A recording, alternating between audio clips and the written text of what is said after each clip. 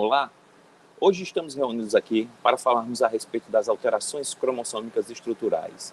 As alterações cromossômicas estruturais, elas são compreendidas como sendo mudanças na estrutura do cromossomo que pode originar a perda, né, pode causar perda, a duplicação da leitura ou até mesmo o erro da leitura de um ou mais genes que compõem este cromossomo.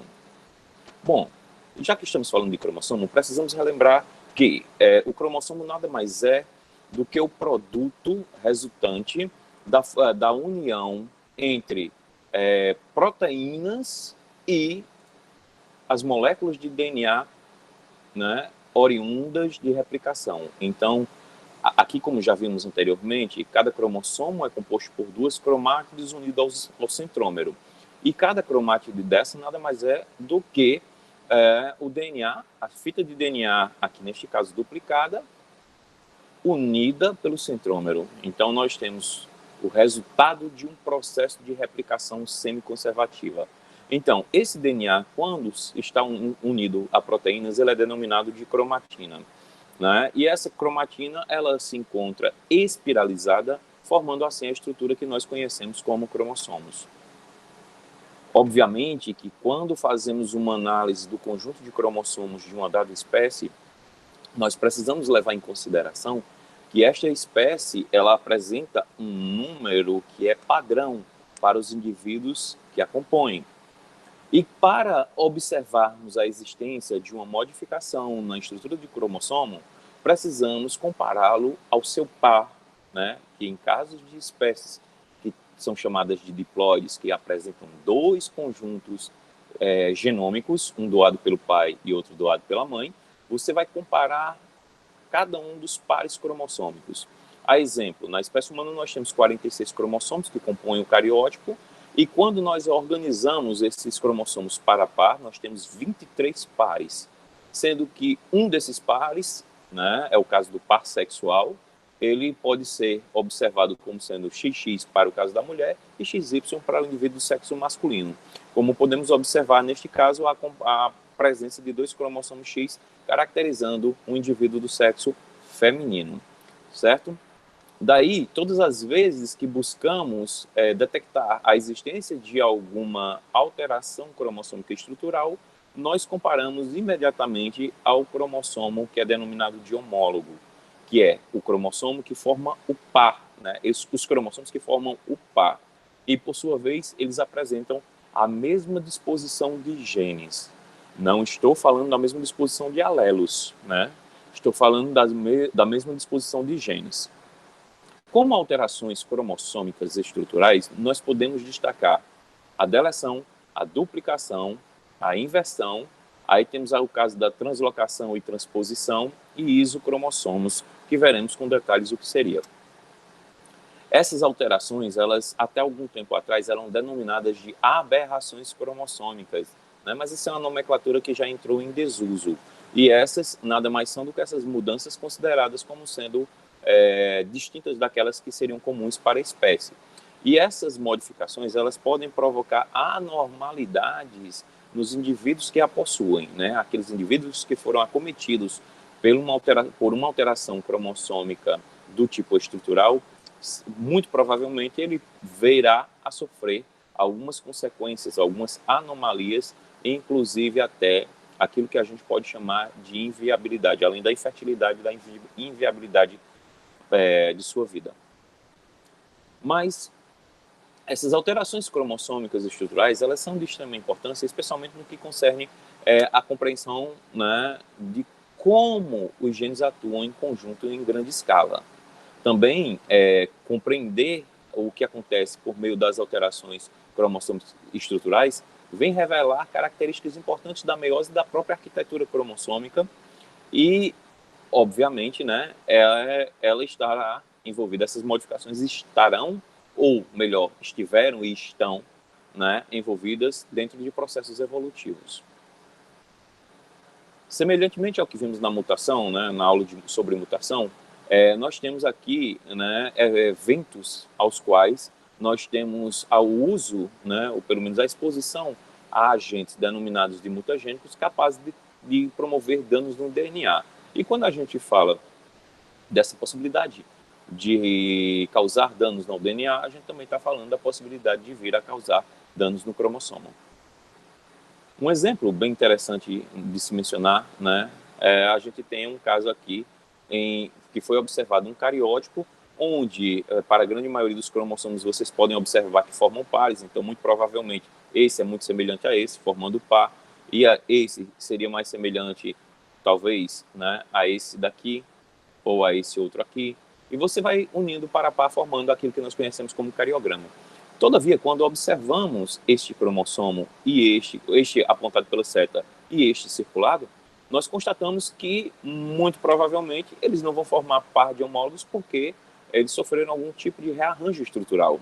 E, curiosamente, ao contrário do que se observa nos outros cromossomos, este cromossomo apontado pela seta, indicado pela seta, apresentam 2 centrômeros, que são essas constricções aqui, e esse não apresenta nenhum centrômero. Muito provavelmente, o resultado desse evento se deu por meio de quebras em 2 cromossomos. Então, eu tinha aqui um par, aqui destacado em preto, outro par destacado em branco, e provavelmente um cromossomo desse e outro cromossomo do outro, eles sofreram quebras, uma quebra aqui, outra quebra aqui. Esse pedaço menor, ao invés de se reestruturar no mesmo cromossomo, o que é que ele fez? Ele se uniu a esse pedaço quebrado daqui. Então, esse mais esse deram origem a esse. E esse que estava quebrado, né, com esse que estava quebrado, e essa quebra, ela favorece a formação de um restabelecimento de ligação estrutural, né, formou esse cromossomo aqui grande, onde metade dele aqui, né, uma grande parte dele aqui está em preto, destacado, e outra parte está em branco. Então, provavelmente, a formação desse daqui e desse daqui foram resultantes de processos de quebras simultâneas e trocas de segmentos, que a gente vai discutir que evento é esse um pouco mais à frente. Então, iniciemos com a deleção, né? Também denominada de deficiência. A deleção, como o próprio nome sugere, é a perda de um segmento de cromossomo. Gente, é importante lembrar, não é a perda de um nucleotídeo que compõe o DNA, é um pedaço, um segmento do cromossomo. Lembre-se, estamos falando de alterações cromossômicas estruturais. Então, quando há perda de um segmento, que muito provavelmente ele pode, naquele segmento, conter alguns genes, subsequentemente, quando a gente perde um pedaço dele, a gente também está perdendo genes. E, a exemplo, nós podemos aqui caracterizar, esse é o evento antes da deleção e esse após a deleção. Vejam, os cromossomos são denominados de homólogos porque, em ambos os casos, nós temos gene A, gene B, gene C e gene D. Todavia, né, após o evento da deleção, o que é que nós observamos? O par de homólogo, né, um dos seus cromossomos do par, perdeu o segmento A, caracterizando assim o processo que nós denominamos de deficiência ou deleção. Então, essa deleção, ela pode acontecer. Então, temos aqui um caso de uma deleção que afetou a extremidade do cromossomo. Esta extremidade, né, que recebe o nome de telômero, como vimos anteriormente, né? Então, se por acaso a deleção em um dos cromossomos homólogos acaba afetando a região terminal, né, a região do telômero, ela é denominada de deleção terminal. Todavia, se essa deleção acontece em outra posição do cromossomo, que não são os telômeros, ela é denominada de deleção intersticial. Então, basicamente, o que teríamos é um evento parecido como esse, onde nesse primeiro caso e nesse segundo teríamos deleções terminais, e neste último daqui nós teremos a perda do segmento 5, ao qual caracteriza uma deleção intersticial. Um exemplo a ser mencionado de deleção terminal é uma doença denominada de síndrome do Cri-du-Chat, certo? Ou também síndrome do choro do gato. Como vocês podem observar, aqui nós temos um exemplo de um indivíduo do sexo feminino, né, onde ele, por sua vez, aqui, em ambos os casos, indivíduos normal, né, ambos do sexo feminino, todavia, observem esse cromossomo daqui, esse par cromossômico, o par 5, E nós temos aqui esse indivíduo abaixo, ele sofreu a perda de um segmento no braço curto. A esse indivíduo é denominado o indivíduo que apresenta a síndrome do choro do gato, ou também denominado de Cri-du-Chat, né? Geralmente, a perda desse segmento terminal no braço curto do cromossomo 5, né? Ele leva ao indivíduo desenvolver problemas de ordem neuropsicomotora, né? Então, existem atrasos neuropsicomotores para o indivíduo acometido por esta alteração cromossômica estrutural. Só para ficar mais claro, esse é um caso aqui também de um indivíduo Cri-du-Chat, onde a gente teve a perda dessa região terminal do braço curto, né? Então, braço longo, braço curto, braço longo, braço curto. E essa região aqui, essa deleção terminal, ela é representada por 46, uma vez que o indivíduo continua com 46 cromossomos, 5, porque afetou o par 5, P, porque essa deleção é no braço curto, né? E o negativo é a simbologia que indica a subtração ou perda do segmento. A duplicação. A duplicação ocorre quando um determinado segmento, durante o processo de replicação ou até mesmo de uma recombinação desigual, ele pode levar, né, a duplicar uma dada região cromossômica, fazendo com que o indivíduo apresente alta dose de expressão, né, de genes situados numa dada região. Então, por exemplo, aqui só para esquematizar, muito simples, né? Nós temos aqui uma região que ela foi duplicada, né? Então, a gente tem aqui, olha, uma banda mais, um bloquinho azul escuro, um bloquinho azul claro, 2 blocos azul escuro, um azul claro, e aqui a gente tem a repetição desse mesmo bloco na região subsequente à região inicial. Isso, obviamente, faz com que o cromossomo aumente de tamanho, já que tem um segmento a mais que não era esperado, e essa dupla dosagem, né, ou pelo menos essa leitura, ela pode repercutir negativamente sobre a vida do indivíduo, né? Se a gente pensa, né, perder um pedaço causa prejuízos, todavia, ganhar um pedaço extra pode levar a uma superexpressão que nem sempre é interessante. Tomemos como base o caso do que acontece com algumas moscas das frutas, que é a Drosophila melanogaster. Foi percebido que o tipo selvagem, o chamado wild type, ele apresenta uma região denominada de bar, ao qual, no par de cromossomos homólogos, cada um tem uma região desta.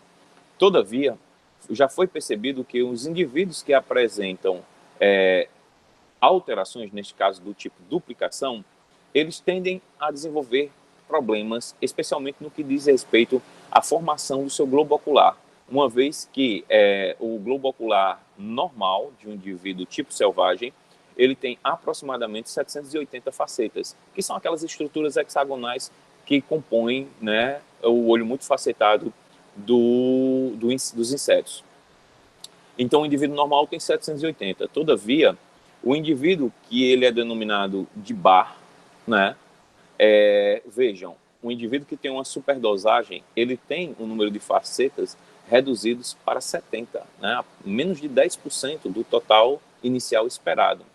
Enquanto que aqueles que têm os chamados ultra bars, né, ou duplo bars aqui, eles têm uma redução ainda maior, chegando, né, a ter apenas 25 facetas em seu globo ocular. Então, nem sempre uma deleção acaba sendo interessante.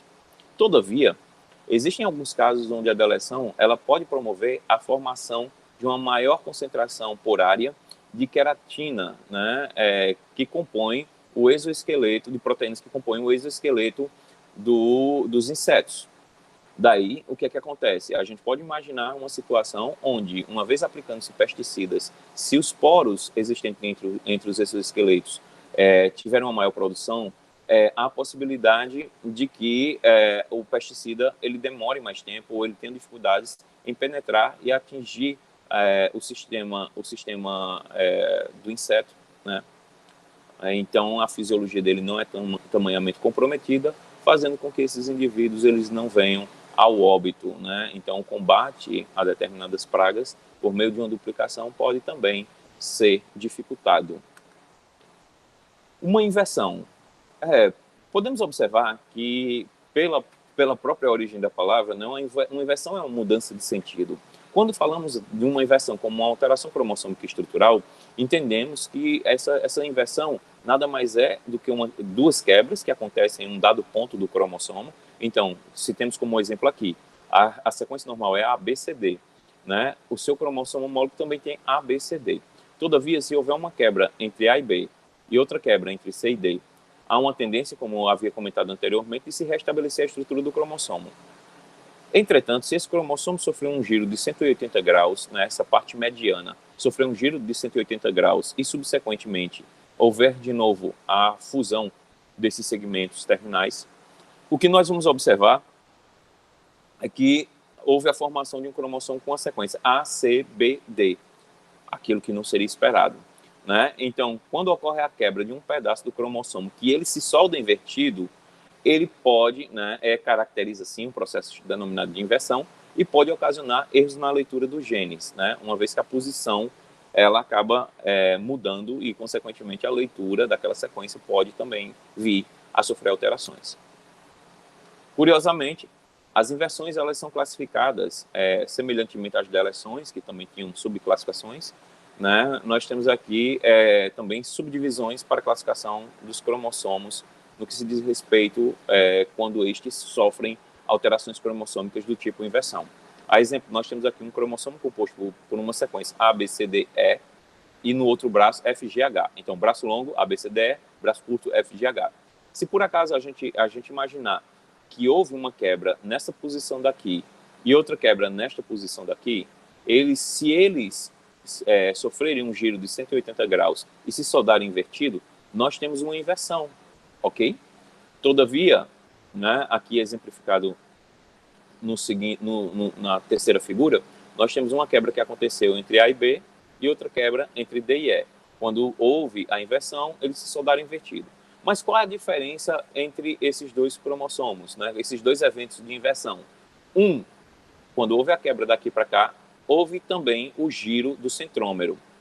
Quando essa inversão ela afeta o centrômero, ela é chamada de inversão pericêntrica. Já no segundo exemplo, quando ela sofreu a quebra aqui, e essa região que foi invertida, sem envolver o centrômero, nós temos a denominação de inversão paracêntrica. Então, aqui exemplificado, aqui temos uma inversão. Nesta primeira animação, nós temos aqui uma inversão que aconteceu no braço, sem envolver o centrômero. Então, nós temos uma inversão paracêntrica. Semelhantemente ao que aconteceu aqui, nós tivemos duas quebras em inversão em 180 graus, também uma inversão paracêntrica. Todavia, o que observamos aqui, houve uma quebra entre 3 e 4, e essa sim envolveu o centrômero. Trata-se de uma inversão pericêntrica, né? E essas inversões, elas tendem a causar danos ao indivíduo, especialmente no que se diz respeito à redução da fertilidade do mesmo. Podemos observar que existem mecanismos biológicos, né, mecanismos celulares, que tentam corrigir durante a meiose, durante o pareamento, que vai acontecer lá em diplóteno e o crossover em paquíteno, né? E esse processo de pareamento, para que haja recombinação, ele pode ser ajustado. Todavia, é um evento que ele não é interessante para a célula estar repetindo. Mas há a possibilidade. Tomemos como base aqui, olha, observemos que o cromossomo normal, ele tem a sequência de A a J. Já o cromossomo que sofreu a inversão, ele tem aqui, olha, era A, B, C. Então aqui, olha, houve uma quebra nessa região do cromossomo e nesta região. Quando houve o giro, então a gente teve uma inversão paracêntrica, que não afetou o centrômero, e quando houve essa inversão, nós tivemos a mudança da ordem das sequências. Então, A, na hora do pareamento em meiose, se pareia com A, B com B. Só que aqui não pareia, aqui não pareia, aqui pareia, aqui não pareia, aqui não pareia. Aí só volta a parear daqui para diante. E isso não é interessante. Existe uma estratégia que a célula promove, né, que os cromossomos, o cromossomo que sofreu a inversão, ele sofre um looping, né? Esse looping, então nós tínhamos aqui, né? E enquanto que o outro, ele não sofre o looping, ele fica como na forma de uma ferradura, né? Dando o segmento da sequência normal. Então, quando ele sofre o looping, olha o que vai acontecer. A, B, então na hora do looping, o C veio para cá, né? G se pareou com G, F se pareou com F, E com E, D com D e C com C. Então, essa estrutura recebe o nome de alça de inversão, tá? Mas essas alças podem levar o indivíduo a ter problemas mais sérios.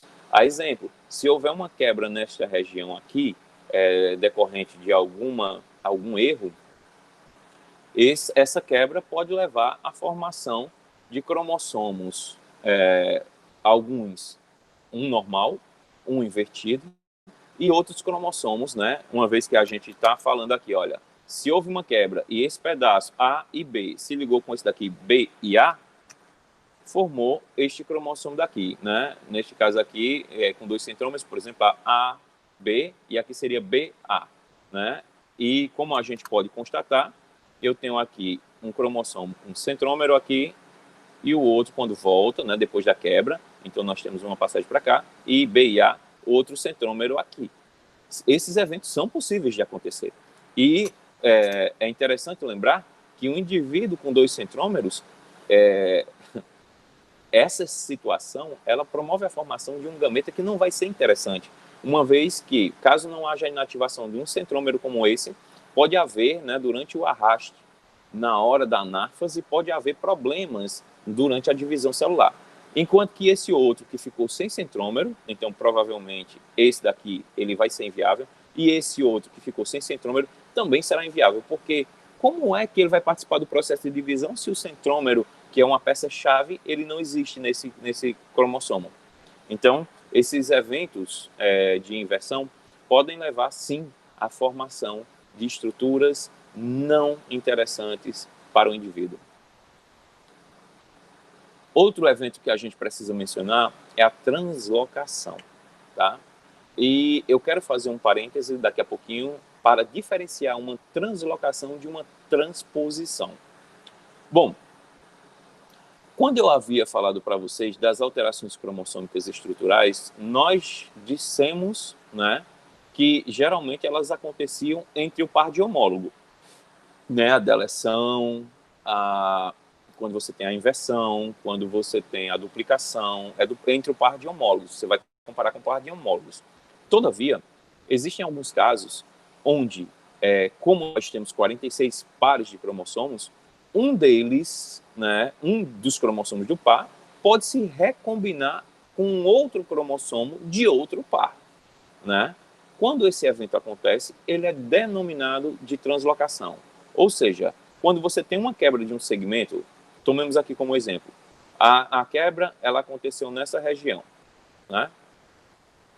E, consequentemente, quando ela quebrou esse segmento daqui, perdão, aconteceu aqui, né? Aqui e aqui. Esse pedaço daqui, o D veio para cá e o H veio para cá. Você tem aqui cromossomos que sofreram translocações, tá? Então, a translocação é quando um cromossomo, né, ele troca um pedaço ou doa um pedaço para um cromossomo que não é homólogo, né? Então, por exemplo, se eu pegar, seria a saída de um pedaço de um cromossomo do par 1 para qualquer outro dos pares, né? Pode ser para o 1, 2, 3, 4, 5, até o 22, como é o caso da espécie humana, ou até para mesmo, né, para os cromossomos sexuais. E isso vai provocar erros de leitura. Então, as translocações, que são essas mudanças que acontecem entre cromossomos denominados de não homólogos, elas são classificadas em 3 tipos: translocação simples, translocação recíproca e translocação robertsoniana. Vamos entender melhor o que é cada uma delas. O que é uma translocação simples? É quando eu tenho um segmento e, de repente, aqui tem um do cromossomo 4, que ele vai para outro cromossomo, como é o caso aqui do 20, ele pode ser uma translocação simples. Eu tenho um pedaço de um cromossomo que saiu para outro não homólogo. Isso é translocação simples. Mas essa figura daqui, ela está representando uma translocação recíproca, né? Ou seja, um cromossomo doou, perdeu um pedaço, mas ele também recebeu um pedaço. Então, temos aqui como exemplo, o 4 doou um pedaço para o 20 e o 20 doou um pedaço para o 4, levando a essa nova configuração, né? Isso é um caso de translocação recíproca. O último caso de translocação, a denominada robertsoniana, ela engloba, né, dois cromossomos não homólogos, semelhantemente, só que esses cromossomos, né, eles sofrem principalmente, em casos de cromossomos acrocêntricos ou telocêntricos, eles vão se unir pelo centrômero. Então, você tem dois cromossomos que se unem para formar um grande cromossomo. A esse evento, ele é denominado de translocação robertsoniana. Então, nós temos aqui, olha, translocação recíproca, neste exemplo. Esse daqui, nós temos uma translocação robertsoniana, onde a gente tem, por meio da fusão cêntrica, né, ocorre a formação de um cromossomo maior. Assim, esquematicamente, a gente pode resumir da seguinte maneira, né? Então, uma translocação, você tem aqui uma translocação simples. Então, eu tenho aqui um par de branco e um par de listradinho. Aí, o que é que você tem? Um pedaço deste daqui veio para cá, levando a esta configuração e esta nova configuração. Esse é um caso de translocação simples. Apenas um cromossomo doou e apenas um recebeu um segmento. A translocação recíproca, levando em consideração os mesmos cromossomos. Uma quebra aqui e uma quebra aqui. Esse pedacinho veio para cá, formando este cromossomo, e este pedacinho daqui veio para cá, formando este novo cromossomo. Uma nova configuração, caso de translocação recíproca. Já esse caso, né, se esse cromossomo se une com esse pelo centrômero, nós temos um evento que é chamado de fusão cêntrica, ou mais, né, reconhecido como fusão, como translocação robertsoniana. Qual é o grande lance que eu chamo a atenção para este caso daqui, né? É porque, além de ser uma translocação, essa translocação, ela causar uma mudança estrutural, né? Aqui, ó, mudou a estrutura comparado a este normal. Esse daqui mudou a estrutura, mas mudou adicionalmente também um número. Aqui eu tinha 4 cromossomos, aqui tenho 4, aqui tenho 4. Todavia, neste caso daqui, eu reduzi para 3 cromossomos em decorrência dessa fusão cêntrica. E o último exemplo, que é o caso de isocromossomos, né? Então, esses isocromossomos, eles são classificados da seguinte maneira, né? Quando você tem 2 cromossomos que, por sua vez, eles vão sofrer a união, mas veja, é o par de homólogo que vai sofrer a união. Temos esse primeiro exemplo e temos outro exemplo que eu vou citar à frente, né? Por que eles são chamados de isocromossomo? Porque os mesmos genes que tem aqui, tem aqui. Quando eu uno os dois, eu tenho os mesmos genes em um braço e os outros genes, que são os mesmos desse daqui, no outro. Por que iso? O iso, ele é um prefixo de igualdade, então é um cromossomo que tem as suas duas cromátides com a mesma composição gênica. Aquele caso de isocromossomo é um caso promovido por meio de uma fusão, mas a gente tem um outro caso promovido por meio de uma quebra, que eu vou já mencionar a respeito. Temos também aqui, né, por exemplo, uma foto de um cariótipo de uma dada espécie, e nós observamos que o par de cromossomos 19 tem um segmento que veio de algum dos dois, provavelmente desse que está menor, veio para outro cromossomo que não é o homólogo. Este é um caso de translocação simples. Vamos analisar também essa figura, né, promovida por uma FISH multicolor. Essa FISH é uma técnica de análise cromossômica que ela é derivada do inglês, né, de origem americana, né? Você tem Fluorescent in situ hybridization, o que significa? Seria uma hibridização in situ fluorescente. Ou seja, você pega uma sequência de DNA específica, você coloca em contato com seus DNAs e essa sequência ela vai se ligar por meio, né, a partir de um tratamento específico dentro da técnica, você consegue fazer com que essa sequência ela seja incorporada e como ela tem uma molécula fluorescente, ela vai emitir uma cor diferente, né? Então, nós temos aqui a possibilidade de reconhecer todos os cromossomos de um cariótipo, onde aqui foi aplicada a técnica, então a mistura dessas cores permitiu que cada cromossomo, aqui individualmente, né, já que o pesquisador tinha uma marcação para cada cromossomo, ele conseguiu reconhecer todos os 22 pares de cromossomos não sexuais, bem como os cromossomos sexuais. O que é que eu posso chamar a atenção de vocês? Aí eu tenho aqui, né? Observem o cromossomo 11. O cromossomo 11, ele apresenta uma região ao qual veio de um cromossomo rosa. Obviamente que isso se trata de um caso de uma translocação simples.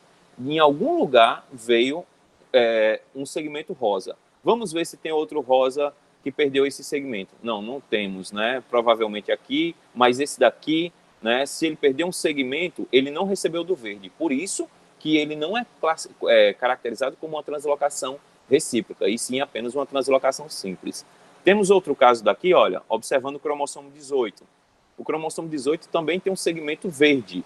Só que, veja, esse daqui doou, mas ele não recebeu de volta o segmento azul. Então, aqui é outra translocação simples. Bem como aqui no cromossomo X, percebemos que existe uma outra translocação simples, tá?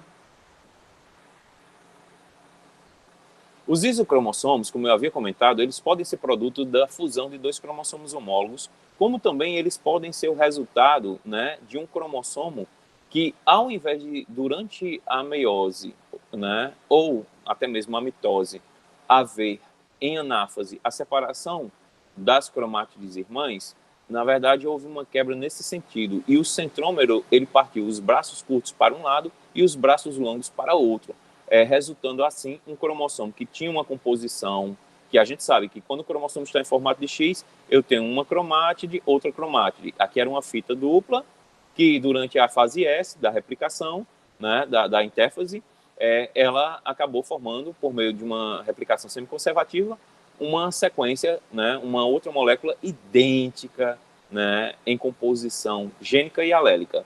Então aqui, se eu tenho A, neste outro lado eu tenho A, B, B, C, C. Daí a gente tem aqui, ele é denominado de isocromossomo, como eu havia falado, porque as duas cromátides que compõem um cromossomo, elas são idênticas. Bem como a do braço longo também, formam duas cromátides, perdão, aqui, forma aqui duas cromátides idênticas, e essa do braço longo também duas cromátides idênticas.